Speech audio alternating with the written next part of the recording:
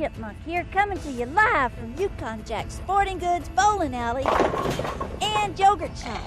Today I'm trying to round up all the gear I'll need for my expedition. I brought a list of important equipment for adventure seekers like me.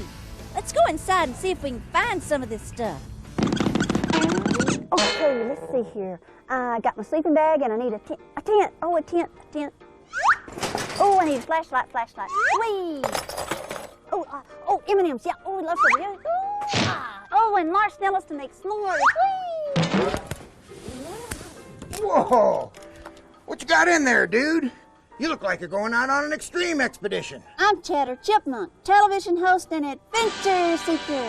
Today we're checking out your store to see what kind of gear we'll need for a polar journey. A polar adventure. Well, you've come to the right place. My friends call me Yukon Jack, world traveler, adventure, and wildlife expert. You're, raccoon, right? Not quite.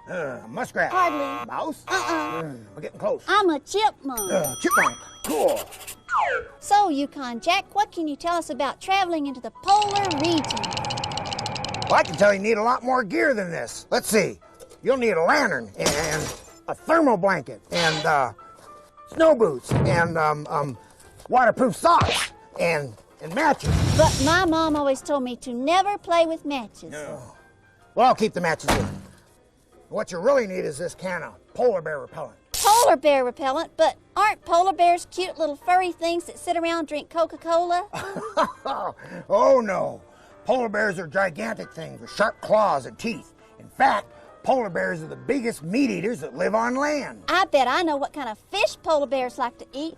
Barracudas! Man, I'll never forget the first time I tracked me a polar bear. I was in the frozen tundra of the North Pole when I saw him. It was the biggest polar bear I'd ever seen. Must have weighed 900, 1,200, well, at least 1,500 pounds. There he sat out on the ice, waiting for some poor seal to pop his little head up through the ice. I wanted to get closer. But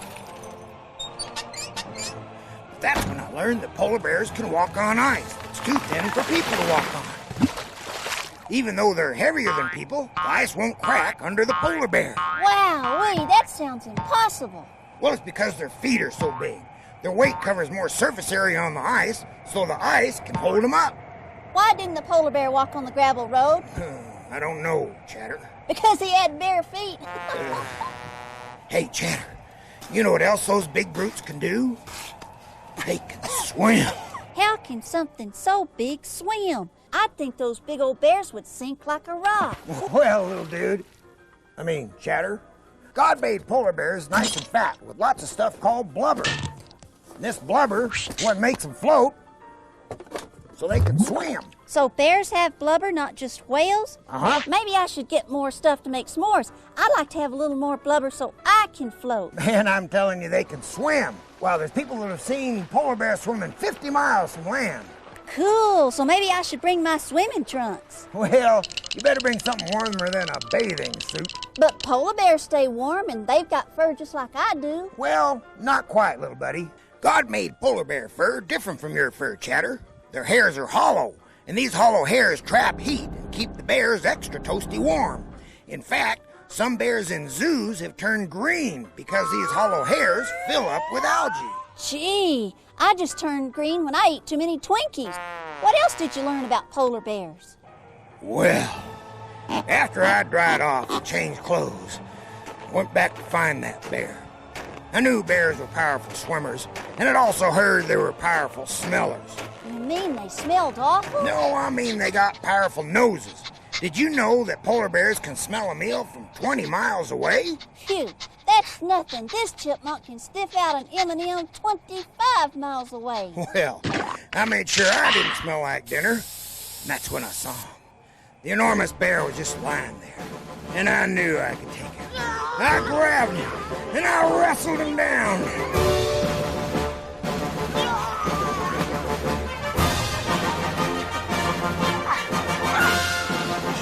Somehow, the slippery little bugger got away. Wow, sounds like I better be ready to meet those big, powerful polar bears. Well, I'll ring all this stuff up for you, and then I'll teach you how to put it all in a little pack, like this one. Let's do it. Oh, wait a minute. Hold it. Wow-wee. All that stuff that Jack said about polar bears was sure cool. Polar bears are so strong, they can do things that sound impossible. That reminds me of Jesus' love. Jesus' love is powerful, too. In fact, there's nothing Jesus can't do. The Bible tells us that with God, nothing is impossible. I don't know about you, but I've had fun visiting Yukon Jack Sporting Goods, bowling alley, and yogurt shop. I better get packed so we can get going. I can't wait. Tune in next time to see who makes this face and why.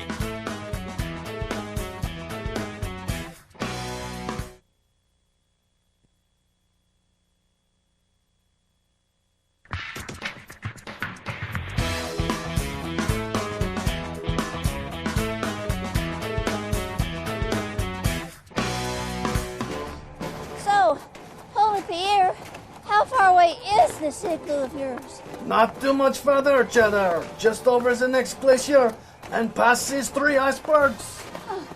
Guess you don't get too many visitors way out here.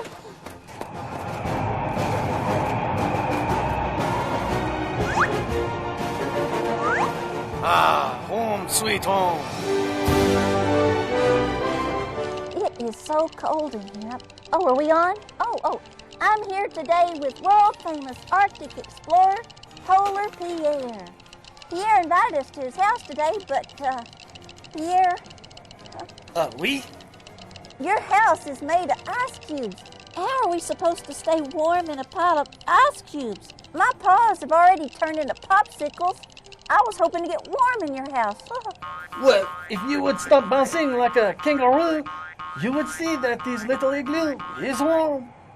Oh, I guess you're right, but how can an ice house be warm? Well, when I first came to the Arctic, I brought a tent. I thought that the tent would keep me warm, but it wasn't very warm at all. In here, the ice insulates us from the cold. In here, it is warmer than it ever would be in a tent. And even the heat from a little candle can raise the temperature up to 40 degrees. Woo-wee! I'm sure glad you've got this igloo. It feels awfully good in here, but, knock. Who's there? Anita! Anita who? I need a glass of water. I'm thirsty. Oh, well, make yourself at home, and I will get us something to drink. This is some place you got here. Pierre? Now where'd he go? I just had to step outside for a touch of snow. Boy, you really are polar, Pierre. I thought you said you were thirsty. I sure am. All that climbing and hiking made me so tired and thirsty, I could drink up that whole ocean out there. Oh, my little friend, I know what you mean. I remember my first trip to the Arctic. I'd been traveling all day when I finally had a chance to stop and take a drink.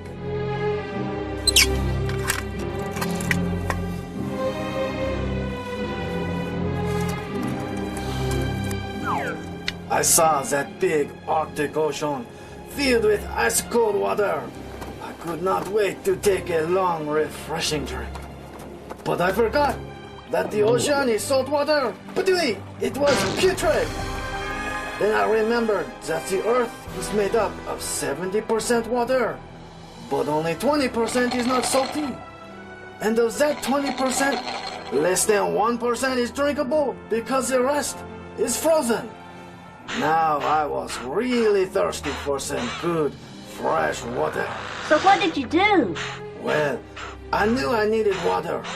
Did you know that 60% of your body weight is water? And 75% of your muscles too? Hey, this chipmunk is 90% muscle. Tummy muscles. While I looked around for something to drink,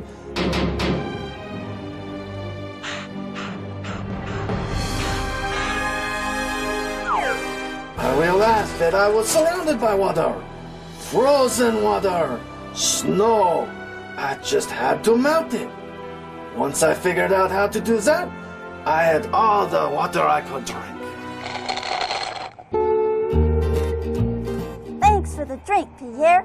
I feel so refreshed and relaxed and ready for more adventure.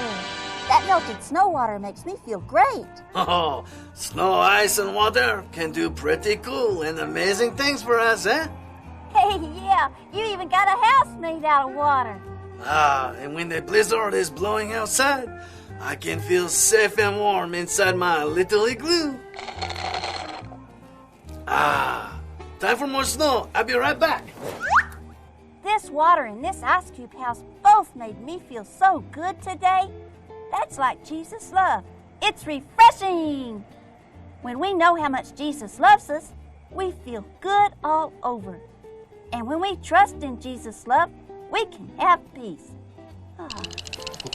Lord, got my coat. Guess I better bundle up real good. For God's cool creation, this is Chatter Chipmunk signing off. See you next time. Hey, Pierre, let's make some s'mores. I'm hungry. Be sure to join us next time to find out why this woman is dressed like this.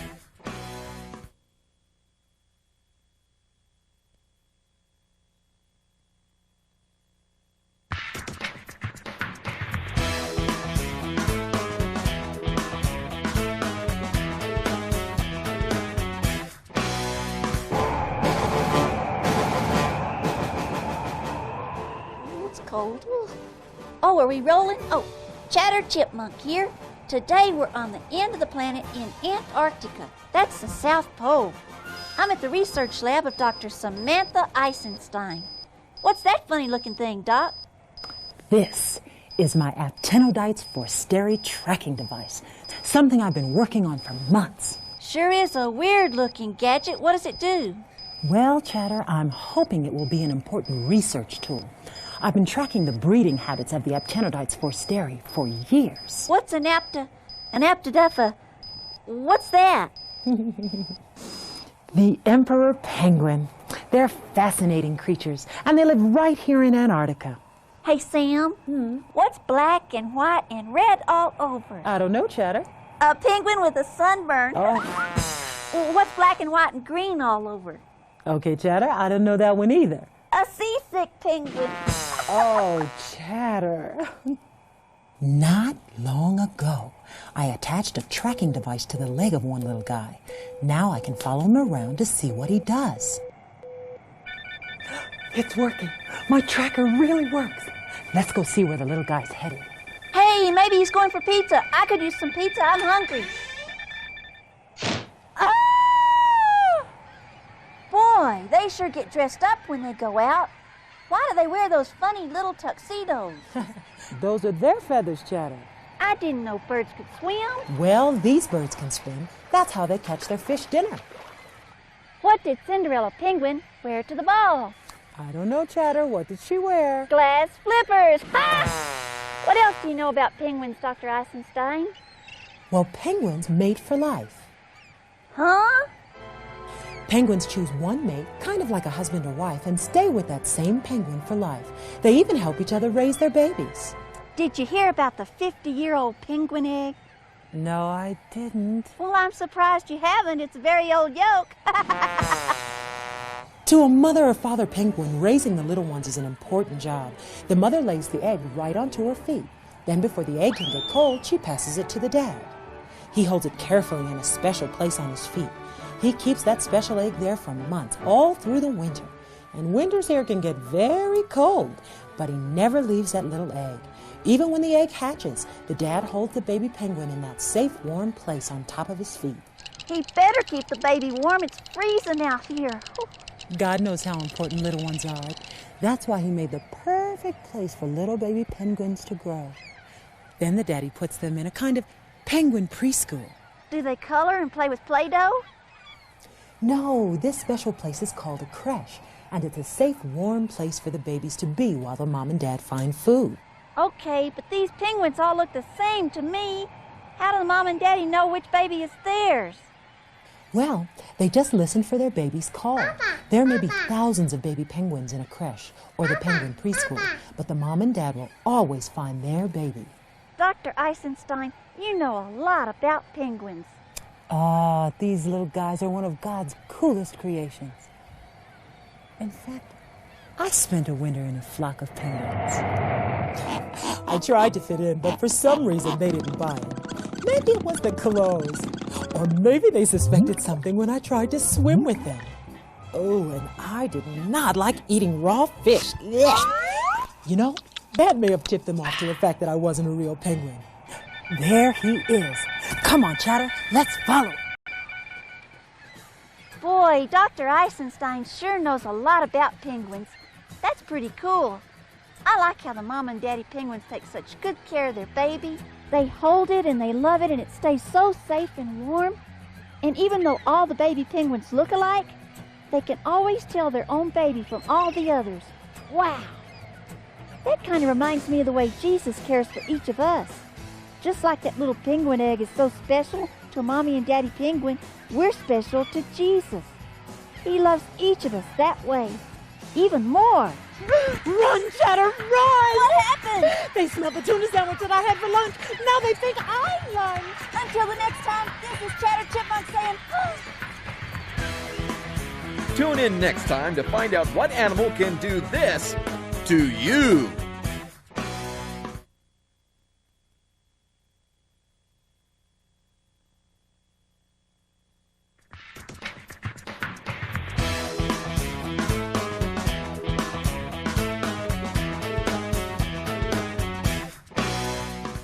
I could really use some pizza. How about you? Are we on? Oh, are we on? Oh, this is Chatter Chipmunk coming to you from the bottom of the ocean. I'm in a research lab that's on a submarine. These scientists do important work learning more about whales. In fact, here comes one of the scientists now. Hey there, important science guy. Can we talk to you?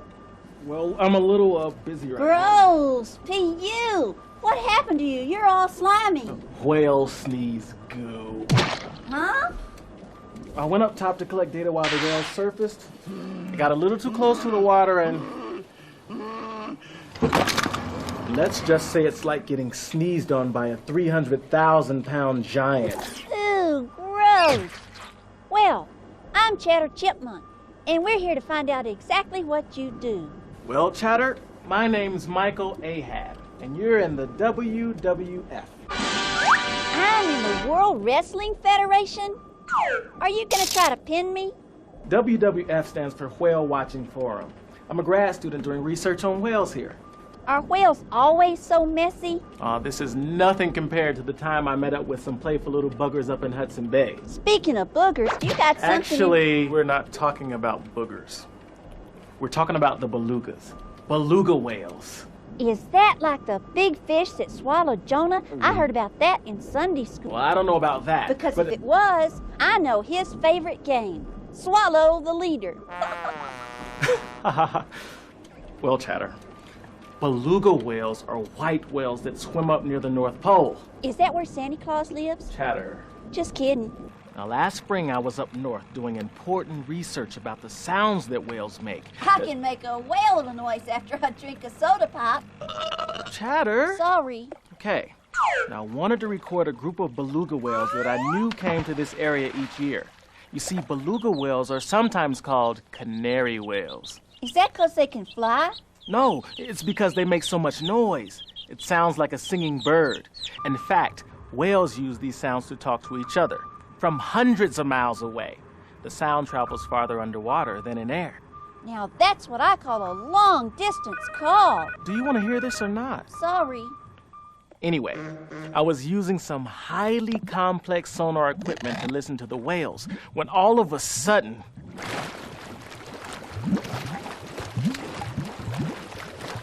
the sea was bubbling with beluga whales. You see, during the year, the whales get dirt and tiny bugs all over their skin. I get mosquito bites when I go to camp.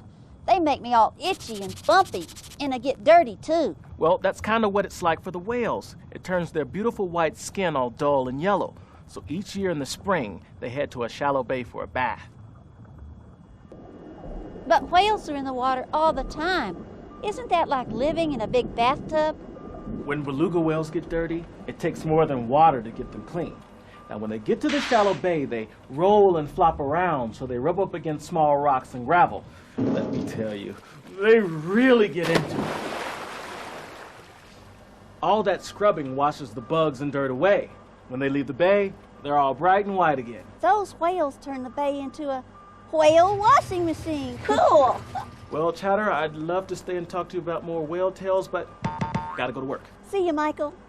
Those beluga whales sure are cool. When they scrub and splash in their whale washing machine, they get all clean again. That's kind of like the way Jesus washes us clean and gives us new life. Because Jesus died on the cross, we can have all our sins, that's the bad things we do, washed away. He saves us from living with those yucky, dirty sins all over us. Because of Jesus' love, we can have life forever with Him. This research submarine is cool, but I think I'll head back up to the surface. There are more adventures waiting. See you next time. Be sure to tune in next time to see what makes Chatter say...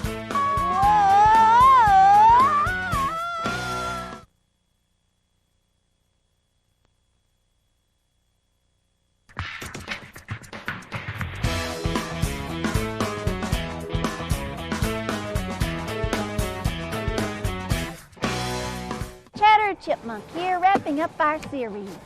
Today I want you to meet Jana Snowblazer and her team of sled dogs. Hi, Chatter. Today we're loading up this sled full of supplies to bring to some explorers out on the trail. The explorers need food, water, matches, and other things to help them survive. These dogs have a lot of important work ahead of them to get the supplies there on time. So you get to bring all your pets with you? Well, these aren't really pets. They're sled dogs. You might say they're my ride up here. Are you sure they're old enough to drive? They don't drive. They pull us while we ride on the back of this sled. Us? I sure could use your help. Don't you want to go on a dog sled ride? I'm not sure. You see, one time I had a sort of dog sled ride. I tried to get my puppy friend Theo to pull me on my skateboard, and it was fun until he chased the mailman and I crashed into a tree. Well, these dogs won't crash. They're trained to work as a team to run as fast and as far as they can. From the moment sled dogs are born, they're in training. They learn to focus on the trail, obey commands, and work with other dogs. Imagine what a mess it would be if each dog ran off and did his own thing. They've really got to work together. The people who train sled dogs work hard too. I remember when I first tried to train my dog to pull a sled. My dog Brutus was a tough little pup, and I figured he'd be a super lead dog on a dog team. He could pull me and all my equipment on my adventures. But Brutus wasn't as excited as I was. I had a lot to learn, but the other dog sled racers, they helped me out. They told me all I needed to know. But don't the dogs get cold? I've got 3 pair of socks, my bunny slippers, and my boots on, and my toes are froze. If they're out here too long, they might turn into popsicles. Well, sled dogs have an extra layer of fur, kind of like the thick feathers that help keep birds warm. They stay nice and warm with that extra coat. I guess that makes them hot dogs. Well, they'll be running, which will keep them warm, too. I get all tuckered out when I run. Won't the little dogs get tired, too? Sled dogs are used to running long distances, and I feed them a special food that has lots of carbohydrates to give them extra energy. Did you know that working sled dogs need up to 10,000 calories each day? That would be like you eating 35 cheeseburgers every day. They get lots of energy from all that food. These poochies really will help us take important things to those explorers. You bet they will. Let me just load the rest of our gear. Don't forget a pup tent for the dogs. Wowee, I've learned so much about God's cool creations. I learned that polar bears are powerful, just like Jesus' love is powerful. I learned that snow and ice can be refreshing, just like Jesus' love. Dr. Eisenstein showed me how penguins take special care of their babies. That reminded me of the way Jesus' love is for me. Jesus thinks I'm special. Michael told me about the beluga whales, how they take a big bath to get rid of all the bugs and dirt on their skin. The whale washing reminded me of the way Jesus washes away my sins. Jesus' love gives me new life. And now these sled dogs make me think of Jesus' love and how it's for everyone. Just like the sled dogs have to work together to do important work, we have to work together to make sure everyone knows about Jesus. Well, it looks like we're just about ready to head out. This has been such a fun adventure. And you know the coolest part? With Jesus, the adventure never ends.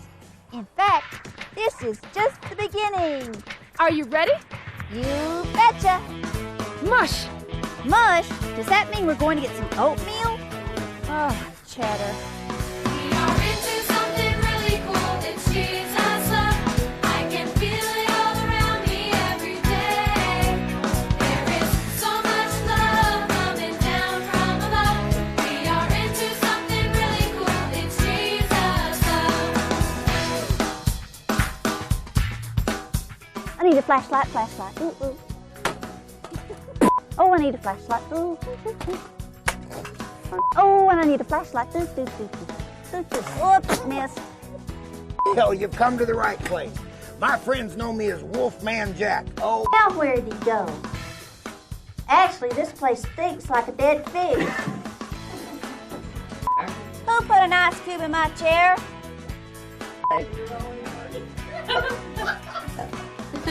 Speaking of boogers, you got a big hairy one right there on your. Talking about boogers. Speaking of boogers, you got something in your. Actually, we're not. Run, Cheddar, run! What happened? Oh, I think they smell my tuna sandwich. Now they think I'm lunch. Come on!